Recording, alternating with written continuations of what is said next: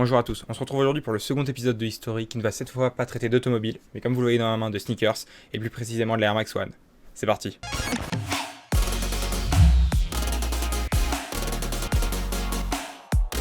Bon, pour le moment, on va laisser un peu la paire de côté, on va juste s'intéresser à ce qu'il y a à l'intérieur, la technologie Air. La technologie Air, que l'on retrouve dans la Air Max 1, mais aussi dans d'autres modèles de chez Nike, a été créée en 1978 par Frank Rudy, un ingénieur en aéronautique, et Bob Boger. Ces deux ingénieurs en aéronautisme ont décidé de s'inspirer directement des combinaisons de la NASA des années 70 pour construire la cage ainsi que la bulle d'air que l'on retrouve à l'intérieur.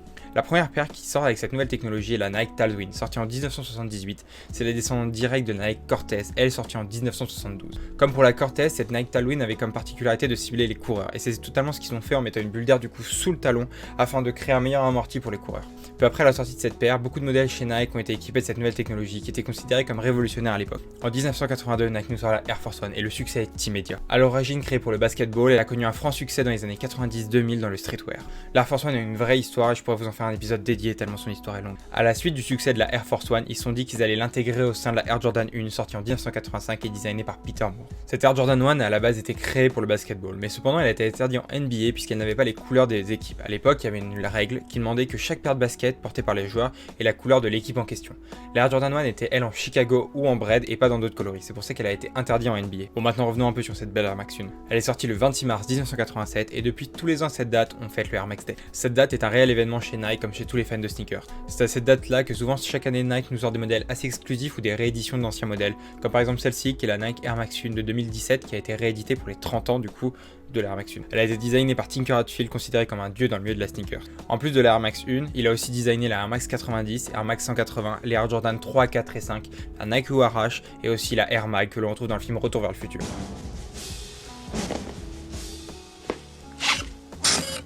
Lassage automatique, waouh!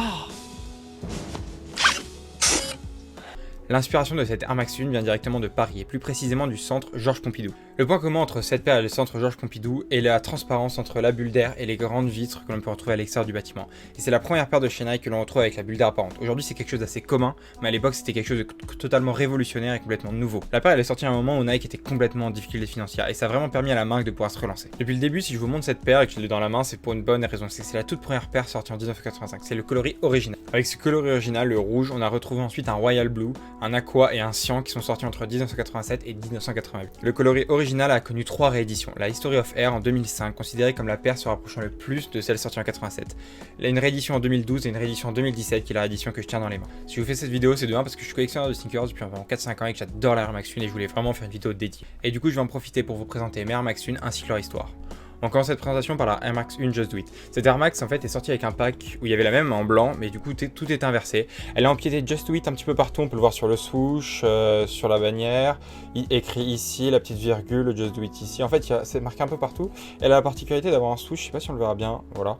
En fait qui est changeant lorsqu'on bouge la paire. La paire je l'ai pas mal rocké pendant un an quand je l'ai acheté, mais après j'avoue l'avoir moins rocké parce que les oranges pétants aujourd'hui c'est un peu plus compliqué à matcher. Ma seconde Air Max 1 est la Air Max 1 Jewel Blue. Les Air Max 1 Jewel ont la particularité en fait d'avoir un swoosh que l'on voit ici qui est un peu posé comme un bijou, du reste d'où le nom de Jewel. La toute première Jewel est sortie en 96 et rééditée en 2017. Elle était full white avec juste la petite virgule, une rouge du coup pour une édition et une noire. Celle-ci est sortie en 2017 ou 2018, je me souviens plus exactement. La particularité qu'elle avait, c'est que pour la première fois sur une Jewel, on retrouvait du coup la bande bleue de la même couleur du swoosh. Elle est sortie avec une version noire et à la suite de ça, on a eu pas mal de versions, souvent avec d'autres matériaux style du nubuck, pas forcément du full cuir, etc.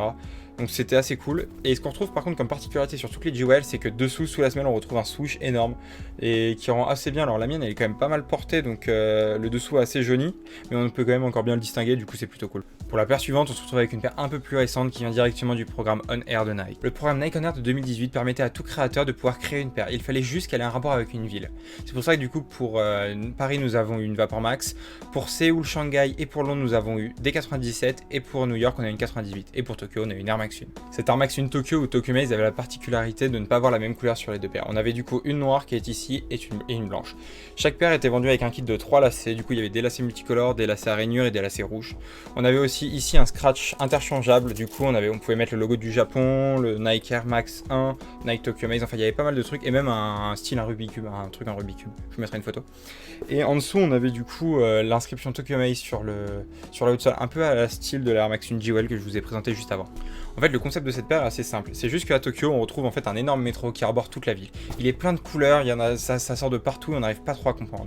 Et du coup en fait c'est vraiment le concept de cette paire où il s'est dit qu'il allait schématiser très simplement sur la paire du coup le plan du métro de Tokyo. Pour la paire suivante, plutôt les paires, je vais vous présenter deux paires, les Air Max 1 Lemonade en yellow et en green. La Air Max 1 Lemonade Yellow est une paire rééditée de 2005 du pack Powerroll. Ce pack rend hommage directement à la technologie Air. On y retrouve dedans 56 paires, dont les mythiques Air Max 1 History of Fear et la Air Max 97 Silver Bullet en deuxième édition. En 2020, Nike nous ressort un pack avec 3 Air Max 1 Lemonade.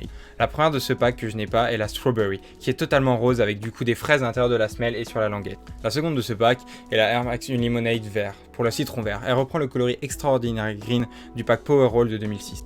Et du coup le troisième modèle est la Air Max 1 Lemonade originale, la réédition du modèle de 2006 que l'on peut voir ici dans son jaune classique. Ce qui est assez marrant avec ces deux paires, c'est qu'en fait les deux paires sont à l'inverse, c'est-à-dire que les parties jaunes de la verte sont des parties vertes sur la jaune. Je vous montre des exemples. Par exemple l'intérieur de la bulle d'air ici est jaune et l'intérieur de la bulle d'air ici est vert. On retrouve aussi le bout des lacets comme vous le voyez tout au bout qui est vert et ici est jaune. À l'arrière on retrouve du coup le Air du Nike Air qu'on trouve habituellement sur la Air Max 1 qui est jaune et ici qui est vert. Et du coup on trouve pas mal de designs comme ça, comme par exemple le citron vert ici et le citron classique ici qui sont du coup à leur couleur originale. En fait ce sont des paires vraiment qui sont pas mal détaillées, qui sont super confort et en fait elles ont du coup des matériaux donc en cuir comme vous le voyez ici avec du mesh etc. En fait qui les rendent super sympas et toute cette partie là est réfléchissante, ce qui fait que s'il y a un flash ou dans la nuit ou autre on vous voit mieux. Enfin moi je trouve ça archi stylé en vrai le réfléchissant. Nike décide de sortir en 2020 un pack avec deux paires de Air Max 1 qui ont le shape OG, du coup les mêmes matériaux, la même forme etc. mais avec des coloris qui sont inédits. Donc on a eu la Evergreen et la Magma Orange. Ce que je trouve fou, c'est qu'on retrouve exactement les mêmes choses, c'est-à-dire qu'entre la OG Red de 2017 et du coup celle-ci, là, la Magma de 2020, en fait on retrouve exactement les mêmes matériaux, le même shape, le même confort, le sizing est le même, enfin il y a plein, parce qu'entre des Air Max 1, il faut savoir que des fois le sizing est différent, c'est-à-dire qu'il y a des Air Max 1 personnellement que je prends en 45,5, d'autres en 45, et là on retrouve le même sizing, le même confort, en fait, vraiment je pourrais porter elle et elle le même jour, ça me dérangerait même pas au pied ou autre, j'aurais aucune différence. Parce que ce sont exactement les mêmes, juste c'est le coloris qui change et j'espère un jour topper la green parce que je trouve qu'elles sont super belles. Moi je vous la présente quand même et je vous la montre une dernière fois, la Air Max 1 OG Red qui elle est sortie du coup en 2017, moi j'ai la réédition 2017. La même année on a eu du coup la Royal Blue, la Obsidian et la Aqua qui sont sortis en réédition. Sur la mienne en vrai, c'était le seul souci que j'ai eu, c'est qu'en fait elle s'est un peu craquelée à ce niveau là, pourtant je l'ai pas énormément rocké malgré que le dessous soit un peu sale, et ici ça jaunit au soleil. Du coup je pense qu'un jour je me la doublerai et que je la porterai pas du coup la double, juste pour me la garder et pour me dire ok j'en ai une en clean. Pour l'avant-dernière paire de ma collection, je vais vous présenter une collaboration entre Nike et un shop japonais du nom de Atmos, la Air Max 1 Animal. Cette paire est sortie en 2018 et est une réédition directe de la Air Max 1 Animal, elle sortie en 2006. La grosse différence qu'on peut retrouver en fait c'est au niveau d'ici où sur la mienne du coup c'est noir sur celle de 2018 et sur celle de 2006 c'est blanc. Ça fait de nombreuses années que le shop Atmos japonais et Nike collaborent pour nous faire de vrais classiques. On a par exemple la Air Max 1 Elephant que je considère comme l'une des plus belles paires de Air Max 1, avec son Elephant print tout autour de la paire et son swoosh bleu ciel. On a aussi la Air Max 1 Curry qui est sortie en 2003 puis rééditée en 2018 dans un pack avec une curry rouge, une curry verte et une curry classique. Je ne vais pas vous lister toutes les collaborations entre Nike et Atmos, mais juste je voulais vous parler de la Viotek. Cette paire est sortie en 2003 et n'a jamais été rééditée. Atmos n'a jamais voulu communiquer sur son inspiration pour créer un mythe autour de cette paire. Entre ses coloris, ses matériaux uniques, etc., on n'en sait pas beaucoup, on sait juste que cette paire est extrêmement limitée et que c'est une vraie chasse au trésor pour en trouver une de nos jours. Et comme on dit le meilleur pour la fin, je vais vous présenter ma dernière paire, la Air Max 1 Para. Avant de vous parler de la paire en elle-même, je vais d'abord vous parler de l'artiste Para. Il est né en 1976 aux Pays-Bas et réside aujourd'hui à Amsterdam, là où il trouve la plupart de ses inspirations. Avant de sortir la Air Max 1 Para de 2018, il a collaboré avec Nike en 2005 pour sortir la Air Max 1 Para Amsterdam. Elle est limitée à seulement 300 exemplaires et est devenue un réel mythe dans le monde de la Air Max 1. Cette paire est ornée de détails. On retrouve par exemple sur le talon l'inscription Amsterdam is King, et on voit du coup grâce à ses couleurs un peu rosées, bleutées, etc. que son inspiration vient directement du quartier rouge d'Amsterdam. En 2009, Nike collabore avec Para et le shop Pata pour nous sortir la Cherrywood. Comme l'Amsterdam, la Cherrywood tient son inspiration du quartier rouge d'Amsterdam. On y retrouve dessus des matériaux mèches, des couleurs flashy et une semelle originale avec plusieurs couleurs. La Cherrywood est considérée comme l'une, voire la plus belle paire d'Air Max jamais créée. Bon, maintenant on va s'intéresser à la paire sortie elle en 2018. La paire n'est pas sortie seule, elle est sortie avec une Spiridon et aussi un ensemble avec t-shirt et jogging pour pouvoir matcher le tout. Avec la sortie de cette paire, on a aussi eu une Friends and Family limitée à 200 exemplaires. Les Friends and Family, comme son nom l'indique, ce sont des paires limitées aux amis et à la famille, aux proches de Nike, avec quelques personnes chanceuses d'en avoir une. Sur celle-ci, il n'y a pas de swoosh, on retrouve l'imprimé qu'il y a sur la boîte, on retrouve aussi pas mal d'autres détails qui sont spécifiques à la Friends and Family, qui en font une paire exceptionnelle. En revente, je crois que si je me trompe pas, on la retrouve à peu près autour des 6 000 € selon les tailles, et si on en trouve. Maintenant revenons à la paire, elle est bourrée de détails, je vous jure c'est quelque chose. On peut retrouver du coup le para ici, donc sa signature. Sur l'aglet on retrouve un aglet rayé qui est super beau. Les lacets sont classiques, des lacets en coton simple.